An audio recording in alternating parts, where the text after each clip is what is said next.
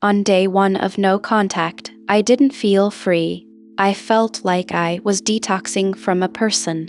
That craving to check my phone, to explain myself one more time, to get them to finally understand, that wasn't love.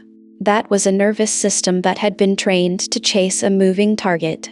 And once I understood that, everything started to change. Here's something nobody told me. The reason leaving a narcissist feels like withdrawal is because it chemically is one. Manipulation often runs on intermittent reinforcement, random kindness mixed with cruelty. Your brain gets a dopamine hit when the good moments finally arrive, and unpredictable rewards are the most addictive kind. It's the exact mechanism behind slot machines. So if you feel insane for missing someone who hurt you, you're not weak. You're unlearning an addiction. No contact is not a punishment you give them. It's anesthesia for your own healing. You can't close a wound you keep reopening.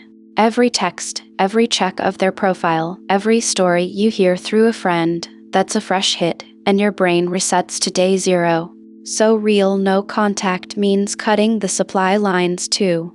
Mute, block, unfollow, and ask your friends not to give you updates. The goal isn't to ignore them. The goal is to stop feeding the part of you that's still hoping. Around week 2, a strange thing happens. The silence gets loud, and your mind tries to fill it by rewriting history. You'll romanticize the good days and quietly delete the bad ones. This is your brain protecting you from the pain of admitting the truth. So I started writing it down. Every red flag, every time I felt small, every moment I apologized for something that wasn't my fault. I keep a guided journal that walks through exactly this, prompt by prompt, because memory lies but ink doesn't.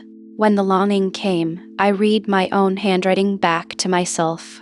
Now the harder work, your identity. People who have been manipulated for a long time often lose the answer to a simple question. What do I actually like?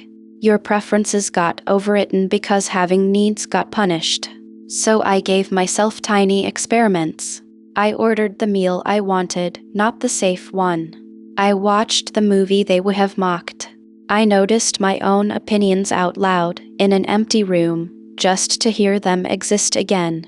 Self-worth isn't a feeling you wait for. It's a muscle you rebuild through hundreds of small choices that say my preferences are allowed to take up space.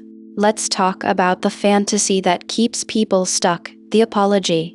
You imagine the day they finally see it, finally say sorry, finally validate everything you went through.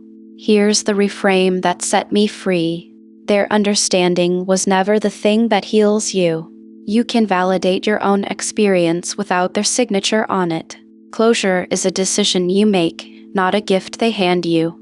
The moment I stopped auditioning for an apology that was never coming, I got my energy back. That energy is the whole point. It's what you have left to build a life with. By day 30, the lesson wasn't that I'd stopped missing them. Some days I still did. The lesson was that the missing got quieter and my own voice got louder. Healing isn't the absence of pain. It's the return of yourself. If you want a structured way through this, the After the Narcissist journal walks you day by day through no contact, reclaiming your identity, and rebuilding self-worth. The link is in the description. Wherever you are in this, I promise the version of you on the other side is worth every hard day it takes to get there. You were never too much. You were with someone who couldn't hold you.